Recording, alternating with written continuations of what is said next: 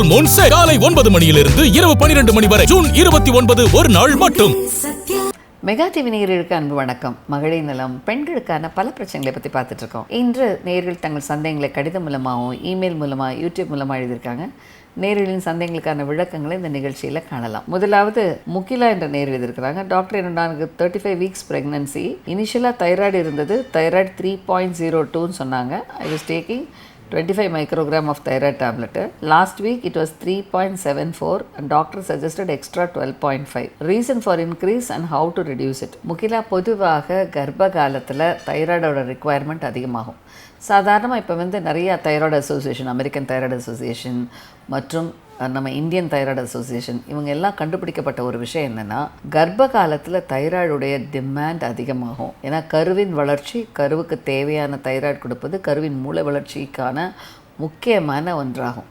So அந்த வகையில் ஒரு நார்மல் அந்த டிஎஸ்ஹெச் லெவல், பொதுவாக நம்ம டிஎஸ்ஹெச் லெவல் 3.5லாம் நார்மல் சொல்லுவோம். ஆனால் கர்ப்ப காலத்தில் அவங்க கொடுக்குற கட் ஆஃப் 2.5 to 3 தான். சில அசோசியேஷன் 2.5, சில அசோசியேஷன் 3. ஸோ மினிமம் 3ஆவது நம்ம மெயின்டைன் பண்ணணும். ஸோ அப்போ இந்த டிஎஸ்ஹெச் உங்களுக்கு 3.7 இருக்குது அப்படின்னா அந்த டிமாண்ட் அதிகமாகுதுன்னு அர்த்தம். அதனால் உங்கள் டாக்டர் டோசேஜை அதிகப்படுத்திருக்காங்க.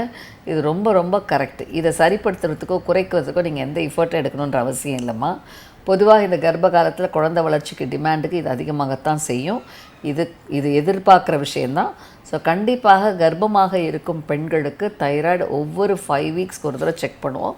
அந்தந்த காலகட்டத்தில் அந்த லெவலோட அதிகம் குறைவாவதை பொறுத்து டோசேஜஸ் அட்ஜஸ்ட் பண்ணணும். அப்போ தான் குழந்தை வளர்ச்சி பாதிக்காது. குழந்தையோட மூளை வளர்ச்சி, இன்டெலிஜென்ஸ் எல்லாமே இதனால் சீர்படும். ஸோ அதனால் உங்கள் டாக்டர் சொல்கிறது ரொம்ப கரெக்டு. அவங்க சொல்லியிருக்கபடி டோசேஜ் அதிகப்படுத்தி சாப்பிடுங்க. குழந்தை டெலிவரி ஆன உடனே 1 வீக்கில் மறுபடியும் செக் பண்ணுவாங்க. செக் பண்ணும்பொழுது மறுபடியும் இது என்ன அளவில் இருக்குன்றதை பொறுத்து அடுத்து நீங்கள் டோஸை குறைக்கிறதா கூட்டுறதான்றதை முடிவு பண்ணலாம்.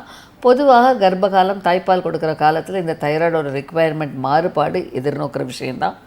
இதனை தெளிவாக எல்லோரும் இதுக்கு கண்டிப்பாக இதை செய்கிறதுல தவறே இல்லை.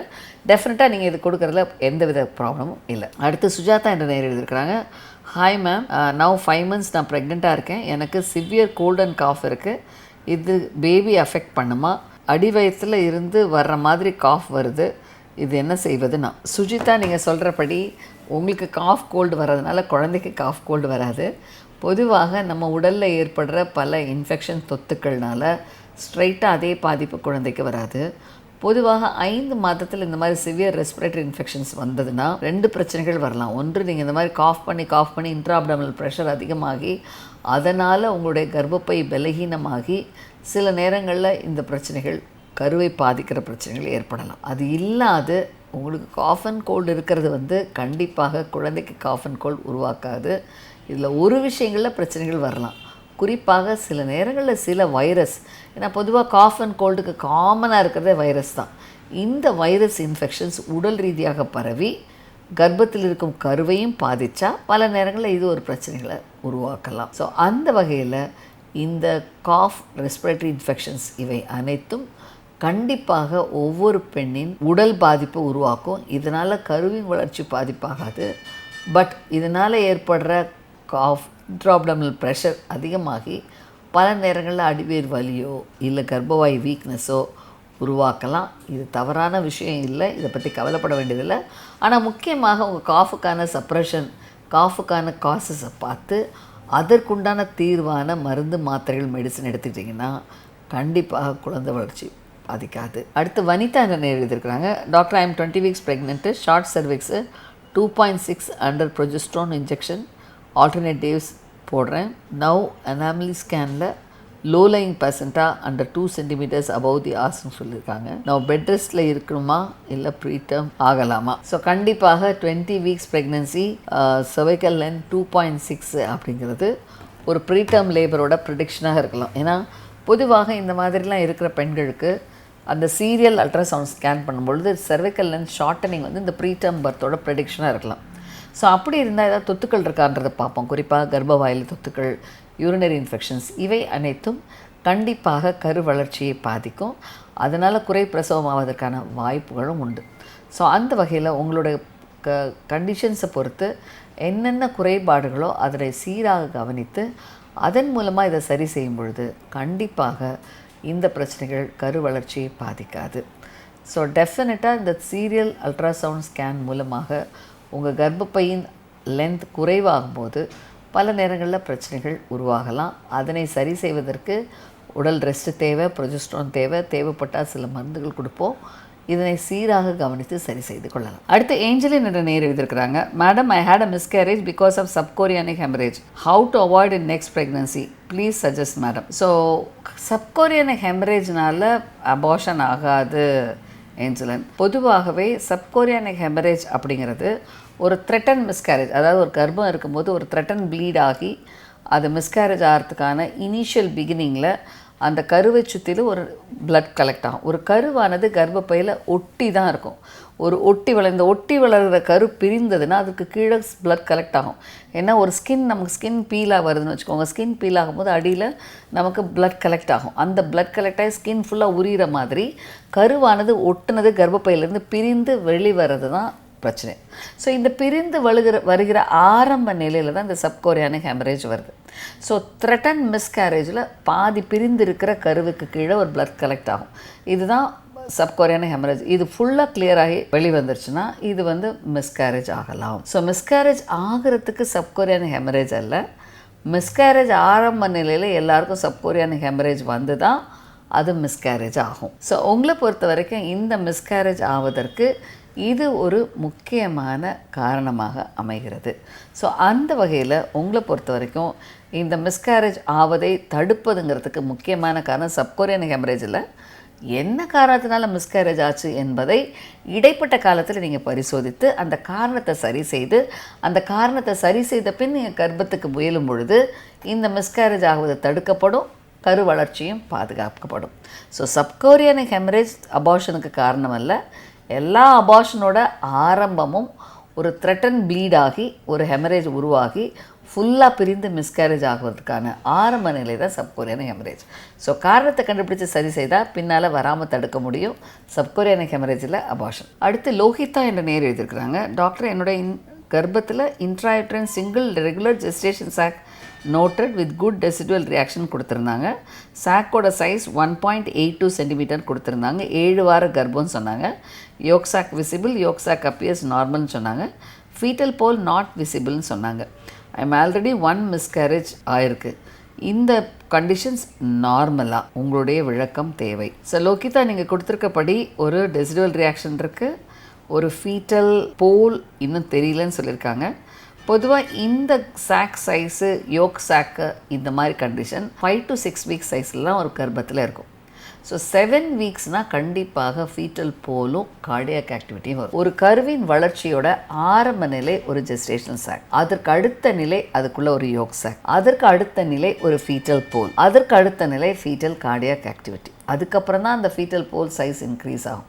ஸோ இந்த வகையில் ஒரு கர்ப்பத்தின் வளர்ச்சிக்கு இதெல்லாம் ஒரு அடிப்படையான ஸ்டெப் பை ஸ்டெப் நடக்கிற விஷயம். ஸோ உங்களுடைய கர்ப்பத்தில் இந்த வகையில் ஒரு ஃபீட்டல் போல் இல்லை, சாக் மட்டும் இருக்குது யோக் சாக்கோடனா 5 to 6 வீக்ஸ் ப்ரெக்னன்சி தான். ஸோ இன்னும் ஒரு வாரம் நீங்கள் வெயிட் பண்ணுங்கள். ஒரு வாரத்தில் ஃபீட்டல் போலும் கார்டியாக் ஆக்டிவிட்டியும் வரணும். ஸோ ஒருவேளை உங்களுக்கு ப்ரீவியஸ் மிஸ்கேரேஜ் ஆயிருந்தால் என்ன காரணத்தில் மிஸ்கேரேஜ் ஆச்சுன்றது தெரியல, அதற்குண்டான பரிசோதனைகள் பண்ணணும். குறிப்பாக தைராய்டு, சுகர், ப்ரொஜெஸ்ட்ரான் அளவு இவை அனைத்தும் சீராக்க செயல்பட வேணும். ஸோ கண்டிப்பாக ஒரு முறை மிஸ்கேரேஜ் ஆச்சுன்னா அடுத்த முறை மிஸ்கேரேஜ் ஆகாமல் தடுப்பதற்கு ப்ரொஜெஸ்ட்ரான் சப்போர்ட் தேவை. பொதுவாக இந்த ப்ரொஜெஸ்ட்ரானில் 2 விதமான ப்ரொஜெஸ்ட்ரான் இருக்குது. மைக்ரோனைஸ் ப்ரொஜெஸ்ட்ரான், ஓரல் டைட்ரோஜெஸ்ட்ரான். இவை இரண்டுமே சப்போர்ட் கொடுக்கும் பொழுது கரு வளர்ச்சிக்கு லூட்டியல் ஃபேஸ் சப்போர்ட்டும் இருக்கும், இம்யூனோ மாடுலேஷனும் இருக்கும். ஸோ இம்யூனோ மாடுலேஷன் இருக்கிற ப்ரொஜெஸ்ட்ரான் கொடுக்கும் பொழுது மிஸ்கேரேஜ் ஆவதை தடுக்க முடியும். மிஸ்கேரேஜ் ஆகாமல் ஆரோக்கியமாக வளர்வதற்கும் இது ஒரு முக்கியமான அடிப்படையாக அமையும். ஸோ இதெல்லாம் நீங்கள் கவனத்தில் கொள்ளும் பொழுது கண்டிப்பாக ஒரு கரு வளர்ச்சிக்கு இதெல்லாம் தேவையான ஒன்று, குறிப்பாக ஆரம்ப நிலையில். ஸோ இதனை சீராக நீங்கள் கரெக்டாக சப்ளிமெண்டேஷன் கொடுக்கும் பொழுது கண்டிப்பாக அந்த கரு வளர்ச்சி பாதுகாக்கப்படும். ஸோ நீங்கள் 6 வார கரு இருக்குது, இன்னும் ஒரு வாரத்தில் நீங்கள் ப்ரொஜெஸ்ட்ரான் சப்ளிமெண்ட் எடுத்துக்கோங்க, தேவைப்பட்ட அந்த டைட்ரோஜெஸ்ட்ரான் எடுத்துக்கொள்ளுங்கள், மற்றும் விட்டமின் B12, ஃபாலிக் ஆசிட் இவற்றையும் சீராக எடுத்துக்கொள்ளும் பொழுது கண்டிப்பாக கரு வளர்ச்சிக்கு தேவையான எல்லா சப்ளிமெண்ட்ஸ் கொடுத்து உங்கள் உடலில் எந்த வித பிரச்சனையும், தைராய்டு, சுகர், ஆப்லா இந்த மாதிரி எந்த கண்டிஷன்ஸ் இல்லைன்னா கண்டிப்பாக உங்கள் குழந்தை ஆரோக்கியமாக வளரும். 1 வீக் வெயிட் பண்ணி இந்த க்ரோத்தை அசஸ் பண்ணுங்கள். அதுக்கப்புறம் 3 வீக்ஸில் 10 வீக்ஸில் ஒரு க்ரோத் அசஸ் பண்ணுங்கள். திரும்ப 12 to 13 வீக்ஸில் ஒரு க்ரோத் அசஸ் பண்ணிங்கன்னா ஆரோக்கியமான குழந்தை பேர் பெறுவதற்கான வழிமுறையாகவும் அமையும். ஸோ இதனை தெளிவாக தெரிஞ்சு கரெக்டாக ஃபாலோ பண்ணிங்கன்னா ஹெல்த்தியான பேபி வரும். லோகிதா. அடுத்து அர்ச்சனா என்ற நேர் எழுதியிருக்கிறாங்க. Ma'am, 26 weeks pregnant, increased uteroplacental ரெசிஸ்டன்ஸ்னு சொன்னாங்க. I'm taking aspirin 75. Will this affect vaginal delivery or any problem because of this? Archana, முதல் விஷயம், நீங்கள் எதற்கு சம்மந்தப்படுத்துறீங்கன்னு உங்களுக்கு தெரியல. இந்த யூட்ரோபிளாசன்டல் ரெசிஸ்டன்ஸ் என்பது கரு வளர்ச்சியை பாதிக்கும். 26 வாரத்தில் இந்த மாதிரி வந்தால் கண்டிப்பாக உங்கள் குழந்தையுடைய வளர்ச்சி இன்ட்ரா யூட்ரைன் க்ரோத் ரெஸ்ட்ரிக்ஷன்ஸ் என்ற நிலை ஏற்படலாம். பொதுவாக ஒரு குழந்தைக்கும் தாய்க்கு உள்ள கனெக்ஷன் இந்த பிளசண்டா. இந்த பிளசண்டாவில் போகிற இரத்த குழாய்களில் சில விதமான ஃப்ளோ ப்ராப்பராக இருக்கணும். இதை தான் நம்ம சில டாப்லர் ஸ்டடீஸ் மூலமாக கருவின் அம்பலைக்கல் ஆர்ட்ரி, அந்த தொப்புள் கொடி ஆர்ட்ரியோட பிளட் ஃப்ளோ, அதனுடைய ரெசிஸ்டன்ஸ், அதனுடைய வாஸ்குலாரிட்டி அசஸ் பண்ணுறோம். அதே மாதிரி அந்த நஞ்சில் இருக்கிற இரத்த குழாய்களுடைய ரெசிஸ்டன்ஸையும் பார்க்கணும். இது தவிர தாயின் இரத்த குழாய்களையும் பார்க்கணும். இந்த ரெசிஸ்டன்ஸ் இன்க்ரீஸ் ஆச்சுன்னா கண்டிப்பாக குழந்தைக்கு செல்கிற இரத்த ஓட்டங்களில் ஒரு ரெசிஸ்டன்ஸ், அதாவது தடை இருக்குன்னு அர்த்தம். இந்த தடையானது அதிகமானால் அந்த பிளசண்டல் பர்ஃப்யூஷன் குறைவாகி குழந்தைக்கு செல்கிற இரத்த ஓட்டமும் அதற்கு செல்கிற எல்லா உணவுப் பொருட்கள் அளவும் குறைவாகி குழந்தை வளர்ச்சி பாதிக்கும். அப்போ குழந்தை வளர்ச்சி பாதிக்கும் போது இது ஒரு இன்ட்ராயூட்ரைன் க்ரோத் ரெஸ்ட்ரிக்ஷன் ஆகலாம். இதனால் குழந்தை எடை குறைவாக பிறக்கலாம். குழந்தைக்கு போகிற ரத்த ஓட்டம் குறைவினால் சில சீரியஸ் காம்ப்ளிகேஷன்ஸ், குழந்தை வயிற்றில் ஒரு பிரச்சனையோட உயிரிழப்பு கூட ஏற்படலாம். இதெல்லாம் ஏற்படலாம். ஸோ இது டெலிவரிக்கும் இதுக்கும் சம்மந்தம் இல்லை. குழந்தை வளர்ச்சிங்கிறது ரொம்ப முக்கியமான ஒன்று. ஸோ நீங்கள் செய்ய வேண்டிய ஃபஸ்ட்டு விஷயம், உங்கள் டாக்டர்கிட்ட சென்று முறையாக உங்களை பரிசோதிங்க. உங்களுடைய இரத்த ஓட்டம், உங்களுடைய கருவின் இரத்த ஓட்டம், பிளசண்டாவோட பிளட் ஃப்ளோ, அதனுடைய இரத்த குழாய்களில் உள்ள ரெசிஸ்டன்ஸ் மற்றும் உங்களுடைய இரத்த அழுத்தம் மற்றும் உங்களுடைய கிட்னி ஃபங்க்ஷன், இதெல்லாம் பரிசோதிக்கணும். பல நேரங்களில் உங்கள் தாயின் உடலில் ஏற்படுற ப்ரெக்னன்சி இன்டியூஸ்ட் ஹைப்பர் டென்ஷன் சொல்லுவாங்க. இந்த ப்ரெக்னன்சி இன்டியூஸ்ட் ஹைப்பர் டென்ஷன் ஏற்படும் பொழுது இந்த மாதிரி ரெசிஸ்டன்ஸ் அதிகமாகி குழந்தை பிரச்சனைகள் வரலாம்.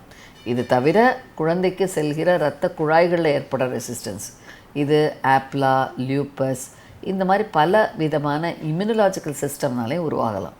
ஸோ நீங்கள் இப்போ செய்ய வேண்டிய விஷயம், உங்களை முறையான சீனியர் டாக்டர் பார்க்க வைங்க, சில பரிசோதனைகள் செய்யுங்க. ஆஸ்பிரின் 75 எடுக்கிறீங்களா, 150 ஆக்குவோம். இதில் லியூப்பஸ், ஆப்லா பாசிட்டிவாக இருந்தால் அதற்கான சப்போர்ட்டிவ் சிஸ்டமும் கொடுத்து சில இன்ஜெக்ஷன்ஸ் கொடுக்கும் பொழுது இந்த இரத்த ஓட்டம் சீராக்கப்படும். உங்கள் குழந்தை வளர்ச்சியை க்ளோஸாக மானிட்டர் பண்ணுவோம். ஒரு டெர்ஷரி கேர் சென்டரில் டாப்லர் ஃப்ளோ அப்பப்போ செக் பண்ணும்பொழுது இந்த குழந்தையின் வளர்ச்சி பாதுகாக்கப்படும். ஆரோக்கியமான குழந்தை பேரும் பெற முடியும். ஸோ கண்டிப்பாக இதை தெளிவாக தெரிஞ்சுக்கொள்ளுங்க. ரிஸ்க்கு, நீங்கள் டெலிவரியில் ரிஸ்க் இல்லை, குழந்தை வளர்ச்சியை பாதுகாத்துக்கொள்ளுங்க. 26 வாரம் இதான், இந்த டைமில் தான் இந்த மாதிரி ரிஸ்க் ஃபேக்டர்ஸ்க்கு உங்கள் குழந்தையை பாதிக்கும். ஸோ முதலில் நீங்கள் சென்று ஒரு தேர்ச்சி பெற்ற எக்ஸ்பீரியன்ஸ் டாக்டர்கிட்ட முறையாக பரிசோதித்து சரி செய்யுங்க. ஆரோக்கியமாக குழந்தை பேர் பெறுவதற்கு வழிமுறையாகவும் அமையும். டெலிவரி என்பது முக்கியமல்ல, குழந்தை வளர்ச்சி என்பது தான் முக்கியம். அதுக்கப்புறம் தான் டெலிவரி. இதனை கருத்தில் கொண்டு சரியான முறையில் பரிசோதித்து கொள்ளுங்கள். கொஞ்சம் close care and intensive monitoring தேவை, அதையும் தெரிந்து கொள்ளுங்கள். நேயர்களே, உங்கள் பிரச்சனைகள், சந்தேகங்கள் எதுவானாலும் எழுதுங்கள். மகளிர் நலம் மெகா டிவி. உங்கள் கேள்விக்கான விடைகளை வரும் நிகழ்ச்சியில் காணலாம். இந்த நிகழ்ச்சியின் முடிவில் ஒரு தொலைபேசி எண் வரும். அதற்கு உங்கள் சந்தேகங்களை கடிதம் மூலமாகவும் இமெயில் மூலமாக விளக்கங்களை பெற்றுக்கொள்ளலாம். பாலியல் பிரச்சனைகளுக்கு தொடர்பு கொள்ள வேண்டிய எண் 9841266666. பெண்களுக்கான பிரச்சனைகளுக்கு 9500011696 தொடர்பு கொள்ளவும். ஃபுல் மூன் சேல் காலை 9 மணியிலிருந்து இரவு 12 மணி வரை ஜூன் 29 ஒரு நாள் மட்டும்.